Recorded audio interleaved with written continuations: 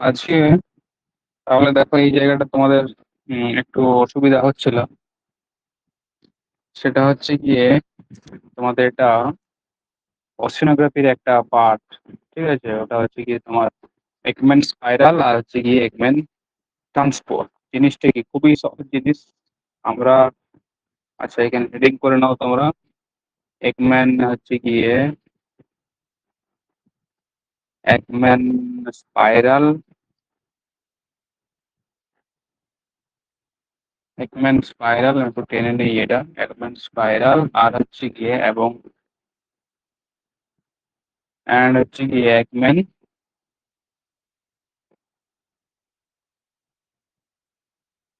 Transport.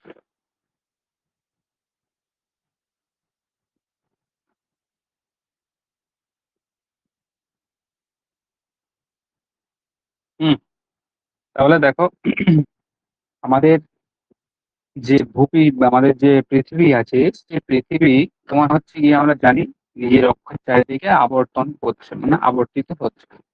এখন এই আবর্তনের কারণে আমরা জানি যে আমাদের কোরিওলিস যে ইফেক্ট বা কোরিওলিস ফল যেটা বা কোরিওলিস যে এক ধরনের প্রভাব, সেই প্রভাবের সৃষ্টি হয়। সেই কোরিওলিস বলের প্রভাবে যে কোনো মুভিং অবজেক্ট, যে কোনো গতিশীল অবজেক্ট আর কি, যে কোনো গতিশীল যে অবজেক্ট যে কোনো হোক, মানে ধরো বায়ু প্রবাহ হোক বা জলের স্রোত হোক বা আমি যদি বন্দুককে গুলি ছুড়ি বা কোনো বিমান যদি যায় বা কোনো পাখি যদি ভ্রমণ করে, তাহলে কি হবে? তাহলে প্রত্যেকটা গতিশীল অবজেক্ট এই কোরিওলিস ইফেক্টের জন্য হচ্ছে কি তোমার ডান দিকে বেঁকে যায়। ঠিক আছে, এখন এটা আমরা কোরিওলিস ইফেক্টে জেনেছিলাম যে কোরিওলিস ইফেক্ট আসলে কি। ঠিক আছে, যে কোনো গতিশীল বস্তুকে আমরা যদি নর্দার্ন হেমিস্ফিয়ারের রেসপেক্টিভে ধরি, তাহলে কি ডান দিকে বেঁকে যায়, এবং সাউদার্ন হেমিস্ফিয়ারে কি হবে? সাউদার্ন হেমিস্ফিয়ারে যে কোনো বাঁ দিকে বেঁকে যায়। এখন এই যে একম্যান যে স্পাইরাল এবং একম্যান যে ট্রান্সপোর্ট, যে ট্রান্সপোর্ট আমি পরে আসবো, আগে একম্যান যে স্পাইরাল, সেই স্পাইরাল জিনিসটাকে বোঝার চেষ্টা করবো। আমাদের সমুদ্র আছে, সমুদ্রে নর্মালি আমাদের যে সমুদ্রের যে স্রোত গুলো হয়, তাই তো, সমুদ্রের যে স্রোত গুলো হয় সেই স্রোত গুলো কি, স্রোতগুলো সৃষ্টির জন্য আমরা জানি স্রোতগুলো সৃষ্টির জন্য দায়ী হচ্ছে গিয়ে তোমার আমাদের যে নিয়ত যে বায়ু প্রবাহ আছে, সেই যে নিয়ত বায়ু প্রবাহ, সেই নিয়ত বায়ু প্রবাহের জন্য কি হয়, এই আমাদের ধরো সমুদ্রের সার্ফেস আছে, ঠিক আছে, সমুদ্রের স্রোত, বায়ু এখনো এদিক দিয়ে প্রবাহিত হচ্ছে, এদিক থেকে এদিকে প্রবাহিত হচ্ছে, ঠিক আছে, এদিক থেকে এদিকে প্রবাহিত প্রবাহিত হচ্ছে বায়ু। তাহলে বায়ুর কি হয়, ফ্রিকশনাল ফোর্স সমুদ্রের যে জল আছে সেই জলের উপর সবসময় কাজ করে। তাহলে নর্মালি কি হয়, কথা নর্মালি হচ্ছে কি, এই যে বায়ু এর দিকে প্রবাহিত হচ্ছে, আমি না এখানে ধরে নিচ্ছি যে বায়ু এর দিকে প্রবাহিত হচ্ছে, তাহলে এখানে কোরিয়ালিস ফোর্স কোন দিকে কাজ করবে? সবসময় ডান দিকে। আমি নর্দার্ন হেমিস্ফিয়ারের ক্ষেত্রে রেসপেক্টিভে সব কথাগুলো বলবো, সাবধানের ক্ষেত্রে সেগুলো সেটা তার উল্টো হবে। তাহলে দেখো, বায়ু প্রবাহিত হচ্ছে এবং এই যে বায়ু প্রবাহিত হচ্ছে, এই বায়ু ড্র্যাগ করে সমুদ্রের জলকে নিয়ে যাওয়ার কথা ওর সাথে, তাই তো। আমরা জানি যে সমুদ্র স্রোত বা সমুদ্রের যে স্রোত সৃষ্টির প্রধান কারণ হচ্ছে গিয়ে আমাদের যে নিয়ত বায়ু প্রবাহ আছে, সেই নিয়ত বায়ু প্রবাহ। এখন এই যে নিয়ত বায়ু প্রবাহ গুলো যেগুলো হচ্ছে, এই নিয়ত বায়ু প্রবাহ গুলোর সাথে সাথে সমুদ্রের জলটা যাওয়ার কথা। ধরো এটা যদি ওপরে দিয়ে বায়ু প্রবাহিত হচ্ছে, তাহলে জলটার অভিমুখ এইদিকে হওয়ার কথা, জলটার অভিমুখ এইদিকে হওয়ার কথা। কিন্তু কিছু কিছু ক্ষেত্রে, মানে কিছু কিছু ক্ষেত্রে নয়, দেখা গেছে যে এই জলের মুভমেন্ট এই নিয়ত বায়ুর রেসপেক্টিভে হচ্ছে না, কিছুটা বেঁকে যাচ্ছে। ঠিক আছে, এই বেঁকে যাওয়া যে বিশ্লেষণ, কেন বেঁকে যাচ্ছে, এই বেঁকে যাওয়া কে সম্পূর্ণভাবে ব্যাখ্যায়িত করেন 1902 খ্রিস্টাব্দে একম্যান বলে একজন তোমার হচ্ছে বিজ্ঞানী ছিলেন। তিনি এই পুরো যে ঘটনাটা ঘটছে সেই ঘটনাটাকে পুরোপুরি ব্যাখ্যা করেন যে এইভাবে কিভাবে এটা হচ্ছে। কারণ ধরো এই যদি ড্র্যাগ করছে কাকে, এই যদি ওয়াটারকে ড্র্যাগ করছে, ওয়াটারকে ড্র্যাগ করছে, সমুদ্রের যে ওয়াটার আছে তাকে ড্র্যাগ করছে। এখন যে ওয়াটারকে যে ড্র্যাগ করছে, ড্র্যাগ করলে কি হবে বলতো? ড্র্যাগ করলে এই যে যে জলটা প্রবাহিত হচ্ছে, সেও তো একটা গতিশীল বস্তু হয়ে যাচ্ছে পৃথিবীর রেসপেক্টিভে, তাই তো। পৃথিবীতে আবর্তন করছে, তাহলে পৃথিবীর রেসপেক্টিভে এও কি হয়ে যাচ্ছে, এও কিন্তু একটা গতিশীল অবজেক্ট হয়ে যাচ্ছে। তখন এই যে জলটা প্রবাহিত হচ্ছে একটা নির্দিষ্ট নির্দিষ্ট দিকে, এও কিন্তু বাঁকতে শুরু করবে। কেন বাঁকতে শুরু করবে? ওই যে বলেছিলাম কোরিওলিস ইফেক্টের জন্য বাঁকতে শুরু করবে। ঠিক আছে?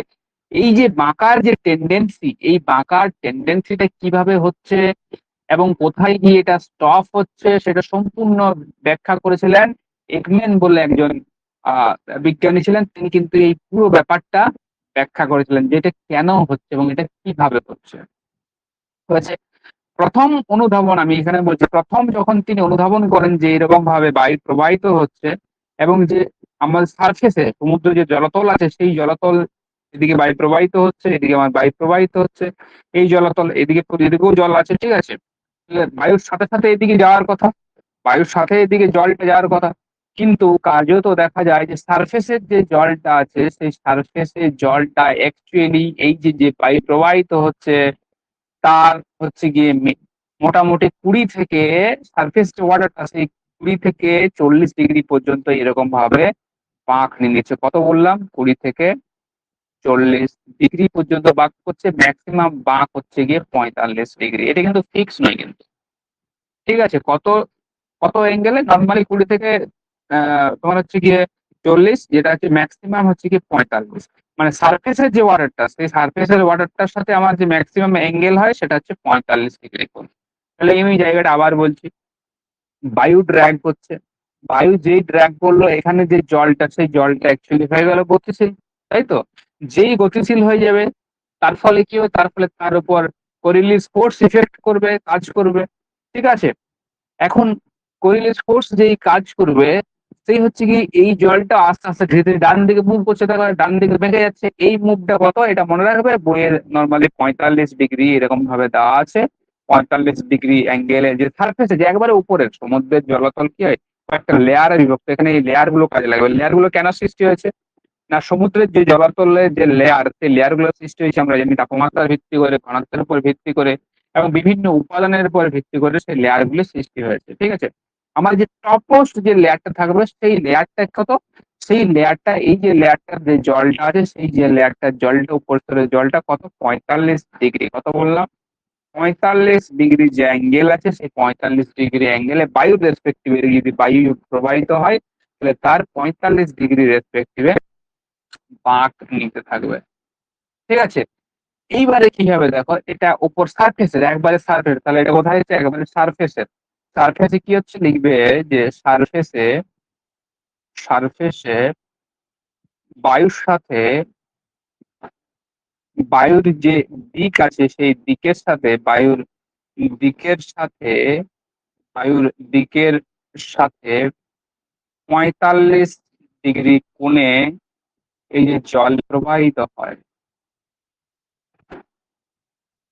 জল প্রবাহিত হয়, এটা আস্তে আস্তে বাঁক নেবে, আস্তে আস্তে আস্তে আস্তে বাঁক নেবে, ঠিক আছে? তাহলে দেখবে উপরে যে সারফেসের জলটা, বায়ু এইদিকে যাচ্ছে, এই জল এদিকে যাচ্ছে। এটা গেল প্রথম কনসেপ্ট, ঠিক আছে? একম্যান আরো কি বললেন তারপরে? একম্যান স্যার আরো বললেন যে আমার এই যে জলের যে লেয়ার গুলো আছে, একটা বিশাল সমুদ্র তো একটা বিশাল জায়গা, সেই জায়গাতে জলের যে উপাদান, জলের যে কম্পোনেন্টস গুলো থাকবে, জলের যে তোমার হচ্ছে গিয়ে উপাদান গুলো বিভিন্ন জায়গায় বিভিন্ন, উপরের জলে একরকম থাকবে, নিচের জলে একরকম থাকবে, মাঝের জলে একরকম থাকবে। তার ফলে কি হবে? তার ফলে একটা এরকম ভাবে লেয়ার সৃষ্টি করবে, প্রত্যেকটি লেয়ার যত নিচের দিকে নামবে তত হচ্ছে লেয়ারের সৃষ্টি করবে, ঠিক আছে? লেয়ারের সৃষ্টি করবে। তাহলে লেয়ার গুলির ঘনত্ব একে অপরের থেকে কিন্তু আলাদা এবং তাদের উপাদানও কিন্তু আলাদা। এক্ষেত্রে কি হবে? এক একটি লেয়ারের এক একটি বৈশিষ্ট্য থাকবে। ধরো এই লেয়ারটির এক একটি বৈশিষ্ট্য থাকবে, এই লেয়ারটির একটি বৈশিষ্ট্য থাকবে এবং এই লেয়ারটিরও একটি বৈশিষ্ট্য থাকবে। এখন কি হচ্ছে দেখো, যদি আমরা নিচের দিকে আস্তে আস্তে নামি, তাহলে কি হবে? তাহলে এই যে সারফেসের যে জলটা ছিল, যে জলটা মুভ করেছে, তাই তো? সেই জলটাও কিন্তু নিচের লেয়ারটাকে কিন্তু ড্র্যাগ করবে, বা তার যে শক্তিটা নিচের যে লেয়ারটাকে, সেই লেয়ারটাকে দেবে, ফলে তাকে মুভ করবে। এখন এ কত ডিগ্রিতে মুভ করছিল? 45 ডিগ্রিতে মুভ করছিল। এ যেই টানতে শুরু করবে, তাকে টানতে শুরু করবে নিচের যে লেয়ারটা, তাই তো? নিচের লেয়ারটাকে টানতে শুরু করবে, ঠিক আছে? এ এর 45 ডিগ্রি কোণে, মানে যদি এ 45 ডিগ্রি হয়, তাহলে এই মান হয় এর 45 ডিগ্রি কোণে এর রেসপেক্টিভে 45 ডিগ্রি কোণে এই যে নিচের যে লেয়ারটা সেই লেয়ারটিও কিন্তু এইভাবে মুভ করবে। ঠিক আছে, এর 45 ডিগ্রি। ঠিক আছে, মানতে হবে 45 করলে যদি তুমি অ্যাঙ্গেলে বের করো 45 ডিগ্রি কত হয়, তাহলে সেই অ্যাঙ্গেলে কিন্তু মুভ করবে। তার মানে কি হচ্ছে, আমি আরেকবার রিপিট করছি, জায়গাটা হচ্ছে কি আর কিছুই নয়, উপরের জলটা বায়ুর 45 ডিগ্রি কোণে মুভ করেছে। আমি ধরে নিচ্ছি 45 ডিগ্রি কোণে মুভ করছে, তাহলে লিকম্যান স্পাইরালটা বুঝতে পারবে। ঠিক আছে, তাহলে নিচের যে লেয়ারটা আছে সেই লেয়ারটাকে যখন উপরের লেয়ারটাকে যখন ড্র্যাগ করছে, নিচের লেয়ারটাকেও তো শক্তি দেবে। ঠিক আছে, যে শক্তি দিয়ে ড্র্যাগ করবে নিচের লেয়ারটাকে, মানে উপর থেকে যে শক্তিটা নিচের দিকে আসবে, এও মুভ করবে। এবার যেই মুভ করবে সেই কি বলেছে, কোরিওলিস ফোর্স কিন্তু অ্যাক্টিভ হয়ে যাবে। ঠিক আছে, যেই কোরিওলিস ফোর্স অ্যাক্টিভ হলো, সেক্ষেত্রে এই যে নিচের লেয়ারটা মুভ করছে, নিচের লেয়ারটা যেটা মুভ করছে সেটা এর 45 ডিগ্রি কোণা হয়ে যাবে। হয়েছে, এর 45 ডিগ্রি কোণা হয়ে যাবে। সেম টু সেম নিচের লেয়ারটার ক্ষেত্রেও কিন্তু তাই হবে। এই যখন লেয়ারটা মুভ করছে, এই কিছু এনার্জি তো নিচের লেয়ারটাকে দেবে, তাই তো? কিছু নিচের লেয়ারটাকে এনার্জি দেবে। তখন কি হবে, নিচের যে জলরাশিটা থাকবে নিচের, তাহলে এটা 1 number layer, 2 number layer, 3 number layer, আমি আবার করছি 4 নাম্বার লেয়ার, এরকম তো অনেক লেয়ার থাকে, 5 নাম্বার লেয়ার। বুঝেছে? তাহলে 5 নাম্বার লেয়ার, তাহলে একে যখন শক্তিটা ট্রান্সফার করবে, যখন এগুলো তো নর্মালি এত স্মুথ হয় না, আমি যেটা বলছি সেই মতো তো স্মুথ হয় না এই জিনিসগুলো। ব্যাপারটা হচ্ছে কি, যখনই কোনো একটা জায়গা দিয়ে শক্তির সঞ্চালন হয়, নিচের স্তরগুলোতে সেই শক্তিগুলো আস্তে আস্তে ভাগ হয়ে যায়। তাহলে আমরা দেখলাম এর ক্ষেত্রে তাই হলো, এর ক্ষেত্রে তাই হলো। তাহলে নিচের ক্ষেত্রে কি হবে, নিচের ক্ষেত্রে এই যে 45 ডিগ্রি ছিল, এও তো এর রেসপেক্টিভ 45 ডিগ্রি কোণে মুভ করবে। নিচের যে জলটা যখন যাবে তখন এর রেসপেক্টিভ আস্তে আস্তে মুভ করবে। ঠিক আছে, মুভ করবে। তার নিচেরটা কি করবে, তার নিচেরটা হচ্ছে কি এর রেসপেক্টিভ আস্তে আস্তে মুভ করবে। তার নিচের থেকে তার নিচেরটা আস্তে আস্তে এর রেসপেক্টিভ মুভ করবে, এর 45 ডিগ্রি। নিচে আবার আমরা দেখে নিই যে লেয়ার আছে জলের, এবং তার নিচে যে লেয়ারটি থাকবে সেই লেয়ারটি হচ্ছে কি এই যে জলরাশি নিচের আছে কি সেই জলরাশির 45 ডিগ্রি করে মুভ করবে। এবং এবং সর্বশেষ যে লেয়ারটি থাকবে যেখানে শক্তিটা গিয়ে স্লথ হয়ে যাবে, মানে উপরের যে ফ্রিকশনাল বা ঘর্ষণ শক্তিটা ছিল এই যে এইখানে লেয়ারের যে শক্তিটা ট্রান্সফার করেছিল, সেই শক্তিটা আস্তে আস্তে গিয়ে একটা জায়গাতে তো কমে যাবে। সেই জায়গাতে যখন কমে যাবে, যখন একবারে কমে আসবে, তখন কি হবে, তখন হচ্ছে গিয়ে যখন ধরো কিছুটা শক্তি বেঁচে আছে, একবারে মিনিমাম শক্তি বেঁচে আছে, সেই শক্তিটা নিচের লেয়ারটাকে ট্রান্সফার করলো, তখন তো নিচে মুভ করবে জলরাশিটা।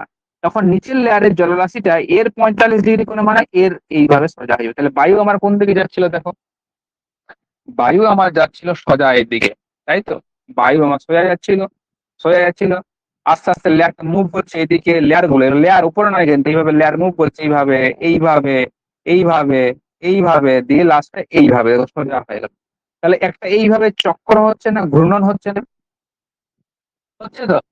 এই যে জলের যে পরিবহনের যে ঘূর্ণন জলরাশির মধ্যে, মানে ভার্টিক্যাল যদি আমরা ডিস্ট্রিবিউশন থেকে, মানে সমুদ্রের পৃষ্ঠ থেকে যদি আমরা নিচের দিকে লেয়ার গুলোতে আস্তে আস্তে আসতে থাকি, তাহলে জলের যে মুভমেন্ট, তাই তো, জলের যে মুভমেন্ট, সেই মুভমেন্টের আমরা একটা ঘূর্ণন দেখতে পাচ্ছি। এবং একটা সময় কি হবে, যেদিক থেকে বায়ু প্রবাহিত হচ্ছে তার উল্টো দিকে জলের স্রোতটা আমরা দেখতে পাবো, কিন্তু সেটা মিনিমাম থাকবে। কিন্তু সেটা কি থাকবে, কিন্তু সেটা থাকবে মিনিমাম। এই যে ঘূর্ণনের আকারে, ঠিক আছে, জলের যে প্রবাহ, সেই ঘূর্ণনের আকারে জলের যে প্রবাহ সেটাকে বলা স্পাইরাল। দেখো ঘুরছে না, এই জন্য এটাকে কি বলা হচ্ছে, এই জন্য এটাকে স্পাইরাল বলা হচ্ছে। কি বলা হচ্ছে এটাকে, একম্যান স্পাইরাল বলা হচ্ছে, একম্যান স্পাইরাল, একম্যান স্পাইরাল। তাহলে এখানে কি কি জিনিস মনে রাখবে, যে বায়ুর গতির সাথে কত ডিগ্রি ম্যাক্সিমাম হতে পারে, 45 ডিগ্রি ম্যাক্সিমাম হতে পারে, যে সারফেস ওয়াটারের যে মুভমেন্টটা।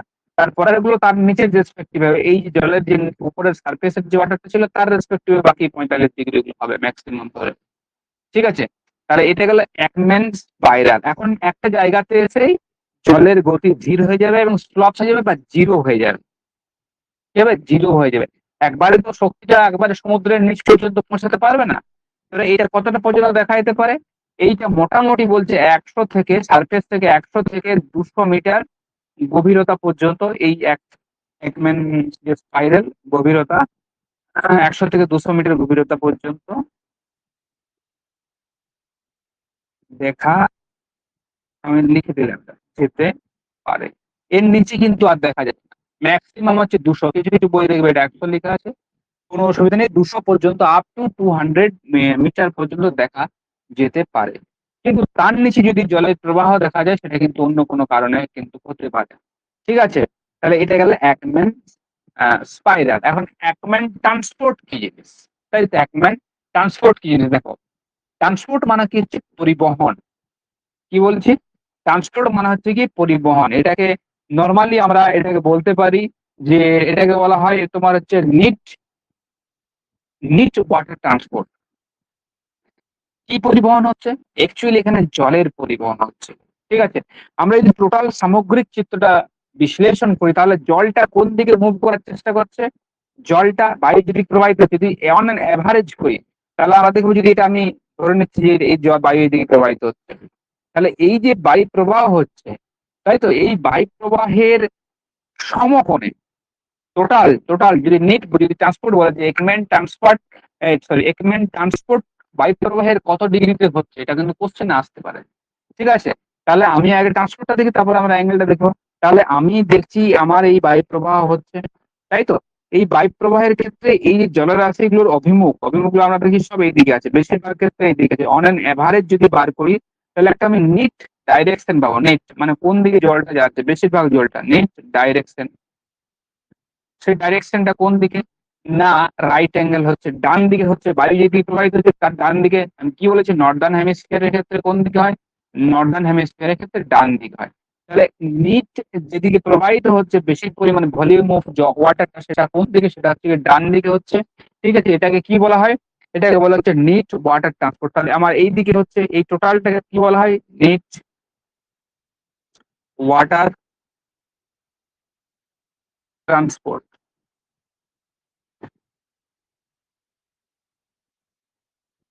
NEET water transport. এই যে জলের প্রবাহ, এটাকে একম্যানকে সম্মান দেওয়ার জন্য এটাকে বলা হয় একম্যান ট্রান্সপোর্ট। Ekman transport. তাহলে বলো দেখি, একম্যান ট্রান্সপোর্ট বায়ু প্রবাহের কত ডিগ্রিতে হয়? যদি ট্রান্সপোর্ট বলে তখন বলতে হবে যে 90 ডিগ্রি অ্যাঙ্গেলে হয় বায়ু প্রবাহ। ঠিক আছে, তাহলে এটা থেকে দু একটা কোশ্চেন কিন্তু আসতেই পারে। একম্যান যে স্পাইরাল, সে একম্যান স্পাইরালনেস কেন স্পাইরাল হচ্ছে এবং পরিবহন কি জিনিস, সেই পুরোটা এখানে তোমাদেরকে বললাম। ঠিক আছে, আশা করি এরপরে তোমার হচ্ছে গিয়ে যদি এটাতে কোশ্চেন আসে তোমরা কিন্তু ইজিলি সলভ করতে যেতে পারবে। ঠিক আছে, এটা কি বলে, এটাকেও বলা হচ্ছে নেট একুইপমেন্ট ট্রান্সপোর্ট। মনে রাখবে, এটা কি বলা হচ্ছে? নেট। আমরা যেমন কি বললাম এটাকে, এটাকে কি বললাম? Net water transport. সেরকম এটাকেও বলা হয় নেট একুইপমেন্ট ট্রান্সপোর্ট। ঠিক আছে, এটা একটা গেল ওশনোগ্রাফিক পার্ট। এরপরে দেখো, আগের দিন আমি বলেছিলাম যে আমরা আগের দিন একটা চ্যাপ্টার পড়েছিলাম, সেটা হচ্ছে হাইড্রোলজি, জলবিজ্ঞান। ঠিক আছে, আমরা জলবিজ্ঞানে সরাসরি চলে আসছি। আগের দিন আমরা রান অফ পড়েছিলাম। আজকে আমরা পড়বো হচ্ছে গিয়ে ইনফিল্ট্রেশন বা অনুশ্রবণ। ঠিক আছে, কি পড়বো? ইনফিল্ট্রেশন বা হচ্ছে গিয়ে অনুশ্রবণ। দেখো, প্রথমেই তোমাদের হচ্ছে যেটা বুঝতে হবে সেটা হচ্ছে অনুশ্রবণ জিনিসটা কি। এটা অনেক সময় গুলিয়ে ফেলো। যেমন পারকুলেশনের সাথে ইনফিল্ট্রেশনের সাথে পারকুলেশন। ঠিক আছে, ইনফিল্ট্রেশনের সাথে পারকুলেশন তোমরা অনেক সময় গুলিয়ে ফেলো। তাহলে এই জিনিসগুলো একটু ক্লিয়ার করে নাও। অনুপ্রবেশ, দেখো, অনুপ্রবেশের ইংরেজি হচ্ছে ইনফিল্ট্রেশন। কি বলা হয়? ইনফিল্ট্রেশন। ইনফিল্ট্রেশন এটাকে নর্মালি কি দিয়ে, এফ এফ দিয়ে ডিনোট করা হয়। কি স্মল এফ দিয়ে, মনে রাখবে, স্মল এফ দিয়ে ডিনোট করা হয়। কি এটা? F, small F, small F, তাই তো, স্মল এফ দিয়ে ডিনোট করা হয়। তাহলে এফ মানে হচ্ছে কি, মনে রাখবে, ইনফিল্ট্রেশন। এই ইনফিল্ট্রেশন হচ্ছে কি আমাদের যে হাইড্রোলজিক্যাল সাইকেল আছে, সেই হাইড্রোলজিক্যাল সাইকেলের একটা গুরুত্বপূর্ণ কিন্তু পদ্ধতি। এর সাহায্যে কি হচ্ছে বলতো, ইনফিল্ট্রেশন হচ্ছে কি মাটির নিচ দিয়ে, মাটির যে নিচে তোমার হচ্ছে কি জলের যে প্রবেশ, তাই তো, জলের যে প্রবেশ, সেই জলের প্রবেশকে আমরা ইনফিল্ট্রেশন বলতে পারি। এখন ইনফিল্ট্রেশন মাধ্যমে ম্যাক্সিমাম হচ্ছে কি গ্রাউন্ড ওয়াটার, আমাদের যে ভূপৃষ্ঠের নিচে যে গ্রাউন্ড ওয়াটার আছে, সেই গ্রাউন্ড ওয়াটারকে রিচার্জ করে হচ্ছে কি নর্মালি হচ্ছে ইনফিল্ট্রেশন। ইনফিল্ট্রেশন যে প্রক্রিয়া, সেই প্রক্রিয়ার মাধ্যমে বা অনুসরণ প্রক্রিয়ার মাধ্যমে আমাদের যে গ্রাউন্ড ওয়াটার, সেই গ্রাউন্ড ওয়াটার কিন্তু রিচার্জ হয়। তাহলে এটা আমরা বলতেই পারি যে হচ্ছে গিয়ে রান অফ সাইকেলকে সক্রিয় রাখে সারা বিশ্বব্যাপী। তারা বিশ্বব্যাপীকে সক্রিয় রাখছে। এই যে ইনফিল্ট্রেশন বা অনুশ্রবণ যে প্রক্রিয়াটা, সেই প্রক্রিয়াটা কিন্তু সক্রিয় রাখছে। যেমন ধরো শুষ্ক ঋতুতে নর্মালি কেন আমরা বলছি এটাকে, কেন আমরা বলছি যে এটা তোমার হচ্ছে গিয়ে সক্রিয় রাখছে আমাদের যে রান অফ যে সাইকেল আছে, সেই রান অফ সাইকেলকে না। নর্মালি শুষ্ক ঋতুতে দেখবে যে নদীতে যে জল থাকে, বিশেষ করে যেগুলো হচ্ছে গিয়ে নন পেরেনিয়াল যে সমস্ত নদীগুলো আছে, মানে অনিত্যবহ যে নদীগুলো আছে, যেগুলো নদীগুলোতে সারা বছর জল থাকে না, সেগুলো দেখবে কিছু জায়গাতে কিন্তু অনবরত জল থাকে। সেটা অ্যাকচুয়ালি কি, সেটা অ্যাকচুয়ালি গ্রাউন্ড ওয়াটার। সেই গ্রাউন্ড ওয়াটার, সেখানে গ্রাউন্ড ওয়াটারের বহিঃপ্রকাশ ঘটে। তাহলে আমরা বলবো নদীকে সারা বছর এখানে জলের যোগান দেয় বা নদীতে ডিসচার্জ হয়। ঠিক আছে। আর এখানে একটা জিনিস মনে রাখবে যে এই যে ইনফিল্ট্রেশন, সেই ইনফিল্ট্রেশন হচ্ছে আমার যে বাষ্পীভবন আছে, ঠিক আছে, কি বলবে যে বাষ্পীভবন আছে, তারপর হচ্ছে প্রস্বেদন আছে, বাষ্পীয় প্রস্বেদন আছে, বাষ্পীয় প্রস্বেদন, এগুলোর হচ্ছে কি এই যে টোটাল এই তিনটে দিলাম, এদের হচ্ছে কি এই অনুপ্রবেশ বা ইনফিল্ট্রেশন হচ্ছে কি একটা বিপরীত প্রক্রিয়া। কি বলবে, একটা বিপরীত প্রক্রিয়া। তাহলে বিপরীত প্রক্রিয়াকে ইনফিল্ট্রেশন বা অনুশ্রবণ। এখন অনেকেই গুলিয়ে ফেলে অনুশ্রবণের সাথে পার্কুলেশন। কি বলছি, অনুপ্রবেশের সাথে পার্কুলেশন। তাহলে পার্কুলেশন কিন্তু এক জিনিস, পার্কুলেশন হচ্ছে গিয়ে অনুশ্রাবণ যেটা, তাহলে অনুশ্রাবণ এক জিনিস, অনুশ্রাবণ হচ্ছে গিয়ে এর ইংরেজি হচ্ছে পার্কুলেশন। কি বলছি, পার্কুলেশন, পার্কুলেশন। পার্কুলেশন জিনিসটা কি, দেখো পার্কুলেশন আর অনুশ্রাবণের মধ্যে যদি আমরা পার্থক্য খোঁজার চেষ্টা করি, তাহলে সেক্ষেত্রে মনে রাখবে আমার যে অনুপ্রবেশ, সে অনুপ্রবেশ হচ্ছে কি তোমার নর্মালি বিভিন্ন ডাইরেকশন, এই ডাইরেকশন কোনাকুনি হতে পারে, তোমার হচ্ছে কি ভার্টিক্যাল হতে পারে, বা মাটির ভেতরে হরাইজন্টাল হতে পারে। ঠিক আছে। তার মানে আমার সমগ্র অনেক রকমের জলের যে চলন, ঠিক আছে, সেটা অনুভূমিক হতে পারে, সেটা ভার্টিক্যালি হতে পারে। ঠিক আছে। তার মানে আমরা বলতে পারি যে অনুপ্রবেশ রাখবে, অনুশ্রবণ নয়, অনুপ্রবেশ। অনুপ্রবেশ হলো, এক কথায় অনুপ্রবেশ হলো বলবে জলের তির্যক চলন। এক কথায় জলের কি তির্যক চলন। আর সেক্ষেত্রে অনুশ্রাবণ বলবে কি, সেক্ষেত্রে অনুশ্রাবণ কি বলবে, সেক্ষেত্রে মনে রাখবে অনুশ্রাবণ বলতে আমরা বোঝাই, অনুশ্রবণ হলো জলের উলম্ব সঞ্চালন। এই ছবিটা দেখে যেটা আবার ধরে নিও না, জলের তো বোঝানোর জন্য করেছি, জলের উলম্ব সঞ্চালন। দুটোই মাধ্যাকর্ষণ শক্তির ফলে হয়, কিন্তু গ্রেভিটির ফলে হয়। অনুশ্রাবণ হচ্ছে গিয়ে জলের যে উলম্ব সঞ্চালন আছে, সেই উলম্ব সঞ্চালনকে বলা হয় অনুশ্রাবণ। এইবারে দেখো, এখন এই যে তোমার হচ্ছে গিয়ে অনুশ্রবণের যে হার, সেই হারকে একটা এককে প্রকাশ করা হয়। অনুশ্রবণ নয়, সরি আমিও ভুল করছি, দেখো অনুপ্রবেশ কি হয়, অনুপ্রবেশকে, অনুপ্রবেশের একটি একক আছে, তাই তো, একটি একক আছে, সে এককটি কি, এখানে নিয়ন্ত্রক গুলো, মেন নিয়ন্ত্রক গুলো কিন্তু পরীক্ষাতে আসে। ঠিক আছে। একে ইঞ্চি, এককটা হচ্ছে অনুপ্রবেশের একক হচ্ছে ইঞ্চি পার ঘন্টা, অথবা সেমি পার ঘন্টা। এটা অল দেখবে মাঝে অল, তাহলে ইঞ্চি ঘন্টা ঠিক, আর সেমি পার ঘন্টাও কিন্তু ঠিক, দুটোই ঠিক। বুঝেছো, দুটোই কিন্তু ঠিক। তাহলে অনুপ্রবেশের একক। এখন এর মাঝে কিন্তু অনেক কিছু আছে, আমি সরাসরি চলে আসবো অনুপ্রবেশের নিয়ন্ত্রক সম্পর্কে। তাহলে কি, অনুপ্রবেশের নিয়ন্ত্রক যেগুলো কিন্তু তোমাদের পরীক্ষাতে আসে, এটা অ্যাকচুয়ালি আছে তোমাদের এই ইউনিটটা আছে তোমাদের হচ্ছে গিয়ে এসএসসির ক্ষেত্রে, বলছি এসএসসির ক্ষেত্রে তোমাদের এই ইউনিটটা আছে 11-12 এর ক্ষেত্রে, 11-12। তাহলে অনুপ্রবেশের, অনুপ্রবেশের তোমরা এফ লিখো, ছোট হাতের F, অনুপ্রবেশের নিয়ন্ত্রক সমূহ, এই নিয়ন্ত্রক গুলি তোমাদের পড়ে, কিন্তু নিয়ন্ত্রক সমূহ কোথায় বেশি হবে, কোথাও কম। প্রথম যে মেন আছে, ভাইটাল রোল প্লে করে, সে হচ্ছে কি তোমার মৃত্তিকার চরিত্র। মৃত্তিকার চরিত্রের ইংরেজি কি হবে? মৃত্তিকার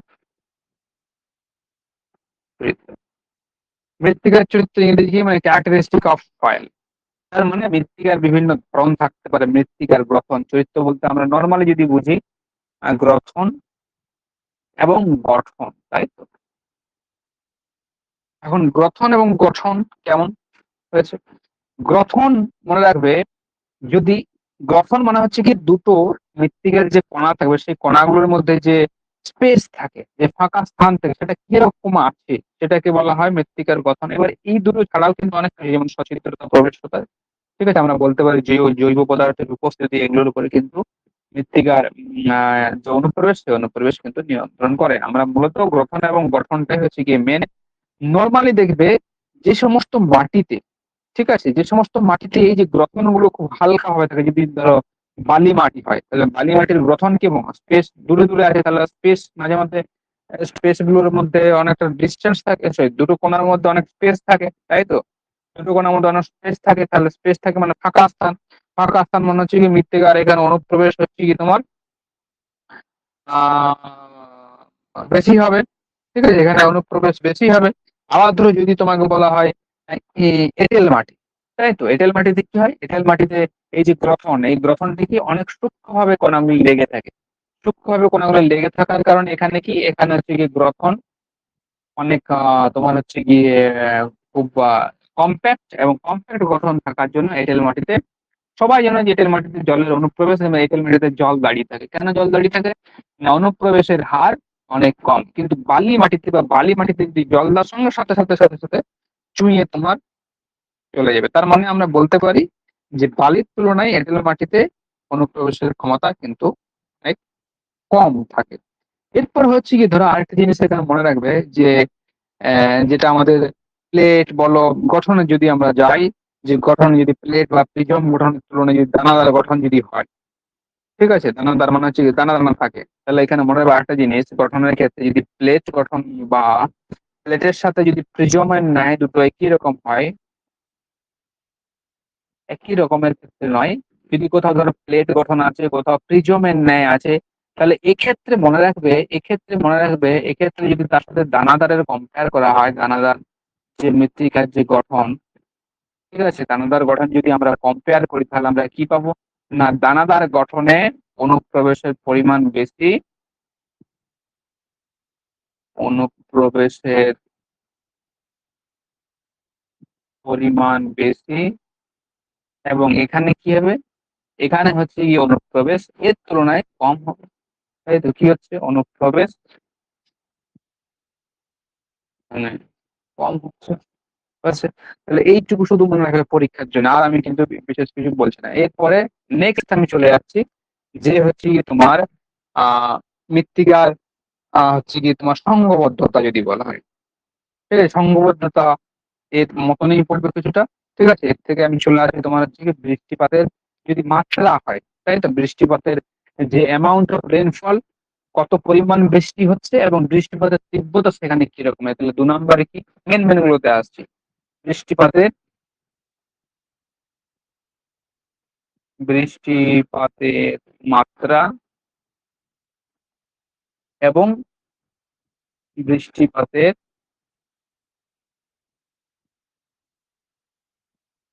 তীব্রতা। নোট গুলো তাড়াতাড়ি লিখতে পারছো না টেবিলটা, হয়েছে, বৃষ্টিপাতের তীব্রতা। এখন কি হয়, যদি বৃষ্টিপাতের পরিমাণ ধরো বেশি হয়, এবার কন্ডিশনের উপর নির্ভর করে সেই কন্ডিশনটা কোথায় আছে, শুষ্ক অঞ্চলে আছে না আর্দ্র অঞ্চলে আছে।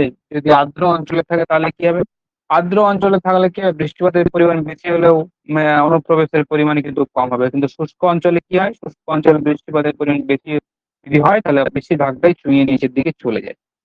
কারণ ব্যাপার হচ্ছে, যদি বৃষ্টিপাতের পরিমাণ বেশি হয়, মনে রাখবে বৃষ্টিপাতের পরিমাণ যদি বেশি হয় প্রাথমিক পর্যায়ে, যদি আমরা নর্মাল কন্ডিশনে ধরে নিচ্ছি, তাহলে কি হবে, প্রথমে অনুপ্রবেশের হার বেশি হবে এবং পরের দিকে কমতে থাকবে, ঠিক আছে।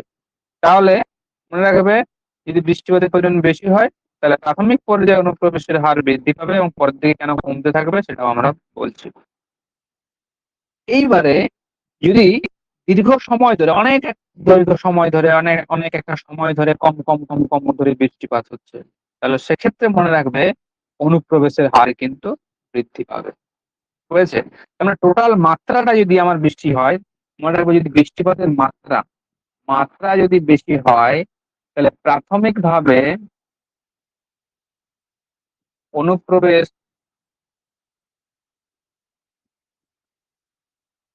বেশি হবে। আচ্ছা, এখানে লিখে দাও মাত্রা বেশি। ঠিক আছে? বেশি হবে এবং এবং পরে পরে কি হবে? পরে কমতে থাকবে।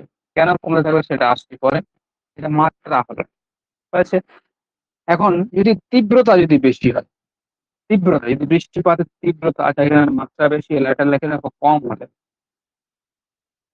হলে মাত্রায় মানে কম মাত্রায় হচ্ছে কিন্তু বেশিক্ষণ ধরে হচ্ছে, তাহলে কি হবে? তাহলে অনুপ্রবেশ অনুপ্রবেশ কি হবে? বেশি হবে। এটা গেল একটা কন্ডিশন। এটা গেল মাত্রাটা একটা গেল। তীব্রতা, এবার দেখো তীব্রতা, যদি তীব্র জোরে হয়, তীব্র জোরে বৃষ্টিপাত হয়, তাহলে সেক্ষেত্রে মনে রাখবে যে অনুপ্রবেশের হার কম হবে। ঠিক আছে? কেন কম হবে? তীব্রতা যদি বেড়ে যায় তাহলে মাটির ভেতরের যে স্পোর স্পেস থাকবে, যেটাকে রন্ধ্র পরিসর বলা হয়, সেই রন্ধ্র পরিসর কি হবে? রন্ধ্র পরিসরগুলো ব্লক হয়ে যাবে। ব্লক হয়ে যাওয়ার ফলে কি হবে? মাটির ভেতরে কিন্তু আর জল তোমার চুইয়ে চুইয়ে কিন্তু ঢুকতে পারবে না। ঠিক আছে? তাহলে যদি বৃষ্টিপাতের তীব্রতা বেশি হয়, মাটির মধ্যে থাকা কি করবে? মাটির মধ্যে থাকা রন্ধ্র পরিসর গুলো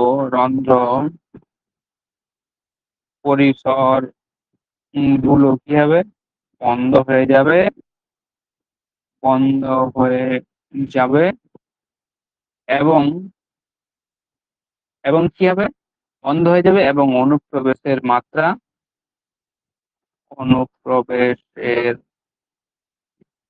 মাত্রা কি হবে? কমে যাবে। ব্যাস, এটুকু মনে রাখবে তাহলেই হবে। বুঝেছে? এইবারে 3 নম্বরে মেন আছে আমার উষ্ণতা। উষ্ণতা কিভাবে আমাদের ইনফ্লুয়েন্স করতে পারে? না, মাটির যদি উষ্ণতা বেশি থাকে তাহলে নর্মালি কি হয় বলতো? উষ্ণতা কোনো কিছুর বেশি থাকলে মাটির যে কণাগুলো, সেই কণাগুলি কি হবে? আয়তনে বাড়বে। আয়তনে বাড়া মানে কি? পোর স্পেসের পরিমাণ বাড়বে, মানে রন্ধ্র পরিসরের যে ইয়েটা ছিল, যে গ্যাপটা ছিল, সেই গ্যাপটা বাড়তে থাকবে। এবারে গ্যাপটা বাড়তে থাকলে কি হবে? নর্মালি আমি এখানে লিখে দিচ্ছি, গ্যাপটা যদি বেশি থাকে, মাটির উষ্ণতা C নাম্বার বা 3 নাম্বার, মাটির উষ্ণতা উষ্ণতা যদি বেশি হয় তাহলে কি হবে? তাহলে অনুপ্রবেশের হার বাড়বে। একবারে বেশি নয়, মরু অঞ্চলে তো একবারে বেশি থাকে, তো অনুপ্রবেশ যখন বৃষ্টি হয় তখন হবে, তুলনামূলকভাবে আমাদের কি হবে?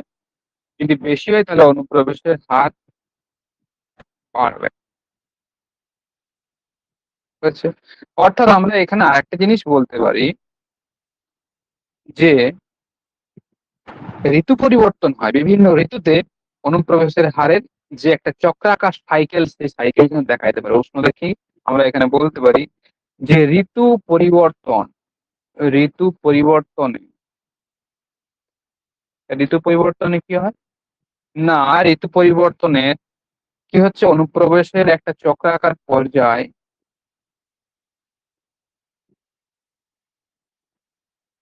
একটি চক্রাকার পর্যায় দেখতে পাওয়া যায়।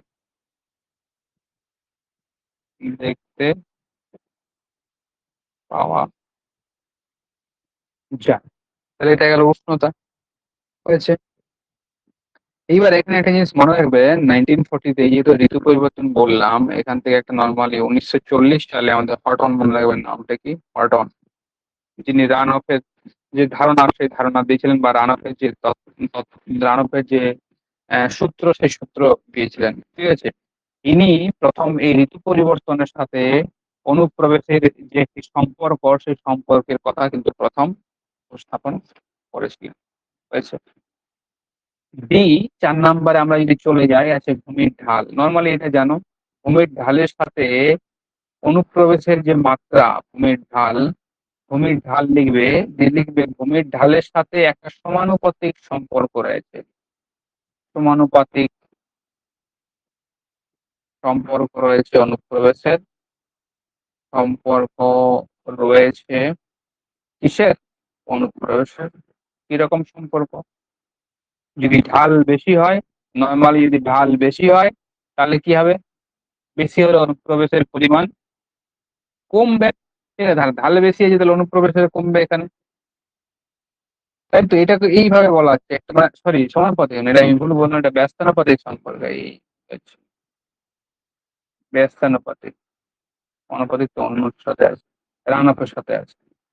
তাহলে দেখো ব্যস্তানুপাতিক রান অফের সাথে কিন্তু সমানুপাতিক সম্পর্ক, ঢাল বেশি হলে রান অফ বেশি হবে, সেটা আমি ভেবেছিলাম যে এটা। যাই হোক, তাহলে মনে রাখবে ভূমির ঢালের সাথে একটি ব্যস্তানুপাতিক সম্পর্ক রয়েছে অনুপ্রবেশের। যদি ঢাল বেশি হয় তাহলে কি হবে? অনুপ্রবেশের পরিমাণ কমবে। আর যদি ঢাল কম হয় তাহলে অনুপ্রবেশের পরিমাণ বাড়বে। যেমন রাখবে ঢালের সাথে ঢালের ব্যস্তানুপাতিক সম্পর্ক রয়েছে। হয়েছে? সমানুপাতিক সম্পর্ক কার সাথে আছে? ঢালের সাথে, না রান অফের আছে। হয়েছে? ই নাম্বার বা 5 নম্বর যে অপশনটি আছে সেই অপশনটি কিন্তু খুবই গুরুত্বপূর্ণ। এই অপশনটি কি আছে? না, এটি আছে কি উদ্ভিদের আবরণ। কি বলছি দেখো, উদ্ভিদের আবরণ, এটা কিন্তু পরীক্ষাতে আসে অনেক সময়। উদ্ভিদের আবরণ কিভাবে নিয়ন্ত্রণ করে উদ্ভিদের। আর রান অফের ক্ষেত্রে আমরা কি বলেছিলাম বলতো? রান অফের ক্ষেত্রে আমরা দেখেছিলাম, কি দেখেছিলাম, না উদ্ভিদের আবরণ রান অফকে বাড়াতেও পারে কমাতেও পারে। নর্মালি কি হয়? নর্মালি যদি উদ্ভিদ থাকে তাহলে রান অফের মাত্রা বা রান অফের যে পরিমাণ সেই পরিমাণটা কম হয়। কেন কম হয়? না উদ্ভিদের পাতা, উদ্ভিদের কাণ্ড, ঠিক আছে, যে ক্যানোপি যে সমস্ত সৃষ্টি করছে পাতাগুলো, ঠিক আছে, বেশিরভাগ ক্ষেত্রে তারা জলটাকে কি করে ধরে রেখে দেয়। বা ক্যানোপি সৃষ্টি না করলেও বেশিরভাগ ক্ষেত্রে উদ্ভিদের আবরণ কি করে? উদ্ভিদের আবরণ সেই জলটাকে, ঠিক আছে, অনেকটা জল কিন্তু তারা গাছের পাতা, গাছের কাণ্ড, শেকড় যেগুলো উপরে বেরিয়ে থাকে, ঠিক আছে, সেগুলোর মধ্যে কিন্তু থেকে থাকে। এখন উদ্ভিদের আবরণ অনুপ্রবেশকে কিরকম ভাবে সাহায্য করে? দেখো, তাহলে কোনো একটি জায়গাতে যদি বৃষ্টিপাত হয় এবং গাছের পরিমাণ যদি বেশি থাকে তাহলে কি হয়? তাহলে নর্মালি গাছের পরিমাণ যদি বেশি থাকে বা উদ্ভিদের যদি আবরণ থাকে তাহলে উদ্ভিদের যে পাতা, কাণ্ড কি হয়? জলকে ধরে রেখে দেয়। আর উদ্ভিদ তো সরাসরি সেই জলটাকে শোষণ করতে পারবে না বা জলটাকে টেনে নিতে পারবে না। তাহলে উদ্ভিদ তখন কি করে? না উদ্ভিদ কি করে, ওই যে জলটা থেকে গেল সেই জলটা আস্তে আস্তে ডিসচার্জ হয় বা আস্তে আস্তে ভূপৃষ্ঠের দিকে নেমে আসে। যেই আস্তে আস্তে তোমার সেই জলটা যখন নিচের দিকে নেমে আসবে, আস্তে আস্তে নেমে আসার ফলে কি হবে বলতো? আস্তে আস্তে নেমে আসার ফলে তোমার জলের যে ইনফিল্ট্রেশন বা জলের যে অনুশ্রবণ, সেই অনুশ্রবণের পরিমাণ তোমার হচ্ছে বৃদ্ধি পাবে। তাহলে উদ্ভিদের আবরণ কি করবে? লিখে রাখবে যে উদ্ভিদের আবরণ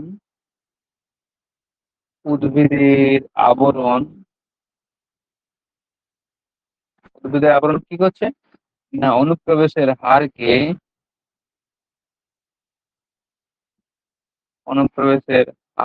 কি করে? বৃদ্ধি করে, সুন্দরভাবে করে ধরে রেখে দেয়। আস্তে আস্তে মাটির দিকে নেমে আসে। তার ফলে কি হয়? তার ফলে হচ্ছে গিয়ে তোমার অনুপ্রবেশ বৃদ্ধি হয়। এবার এগুলো বিভিন্ন টেবিলে আমরা দেখাতে পারি যে হচ্ছে গিয়ে বিভিন্ন বনভূমি ক্ষেত্রে বিভিন্ন রকম ক্ষেত্রে হয়। আবার ধরো কিছু কিছু জায়গাতে উম অনুপ্রবেশের মাত্রা কিন্তু কম হতে পারে। যদি গাছের বদলে যদি বলা হয়, গাছের বদলে যদি তৃণ আচ্ছাদিত ভূমি থাকে, মানে তৃণভূমি থাকে, এবারে তৃণভূমি থাকে তাহলে কি হচ্ছে? তৃণভূমি কি করে? দেখো নর্মালি যদি তৃণভূমি আছে, এই কনসেপ্ট একটা সুন্দর কনসেপ্ট দেখে নাও, এখানে কি আছে? তৃণ আছে, তাই তো, তৃণভূমি আছে। এখন এই তৃণভূমি নর্মালি নিচে কি তৃণ শেকড় কিন্তু খুব শক্ত হয়, তাই তো। এখানে সাধারণত তৃণভূমি আছে, তাহলে ঘাসের প্রচুর শেকড় আছে মাটিতে। ঘাসের শেকড় থেকে অনেক দূর পর্যন্ত মাটিতে ছড়িয়ে দেয়, ঠিক আছে, মাটিতে ছড়িয়ে যায়। এখন এখানে যদি বৃষ্টিপাত হয়, এখানে বৃষ্টিপাত হলে নর্মালি কি হবে? এখানে বৃষ্টিপাত হলে নর্মালি যে ব্যাপারটা হবে, যেহেতু নিচে যে শেকড় গুলি আছে ঘাসের, সেই ঘাসের শেকড় গুলি মৃত্তিকার যে উপরের পৃষ্ঠ আছে, মৃত্তিকার যে উপরের যে পৃষ্ঠ আছে, সেই পৃষ্ঠ কি করবে? একটা দৃঢ়তা সৃষ্টি করে, মৃত্তিকার একটা সঙ্গবদ্ধতা সৃষ্টি করবে। আমরা জানি যদি মৃত্তিকার সঙ্গবদ্ধতা সৃষ্টি হয়, মৃত্তিকাকে যদি একসাথে কেউ আঁকড়ে ধরে রাখে তখন কি হয়? কারণ তাদের মধ্যে থাকা যে পোর স্পেস গুলো আছে, যে সচ্ছিদ্রতা গুলো আছে বা রন্ধ্র পরিসর গুলো আছে, রন্ধ্র পরিসর যেগুলো থাকবে সেগুলো ব্লক হয়ে যাবে। এখন রন্ধ্র পরিসর যদি ব্লক হয়ে যায় তাহলে জল কিন্তু মুভ করে যেতে পারবে না অভিকর্ষের টানে নিচের দিকে। তখন কি হবে, তখন এই যে এখানে যে জলটা, সেই জলটা আস্তে আস্তে বেশিরভাগটা রান অফ আকারে কি হবে, রান অফ আকারে চলে যাবে। তার জন্য তাহলে এরা মনে রাখবে যে তৃণ আচ্ছাদিত অঞ্চলে 2 নম্বর উদ্ভিদের আবরণে, তৃণ আচ্ছাদিত অঞ্চলে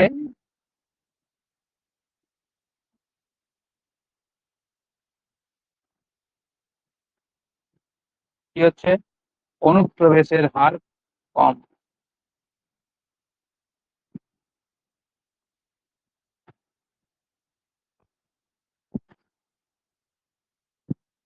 কম হচ্ছে হচ্ছে এইবারে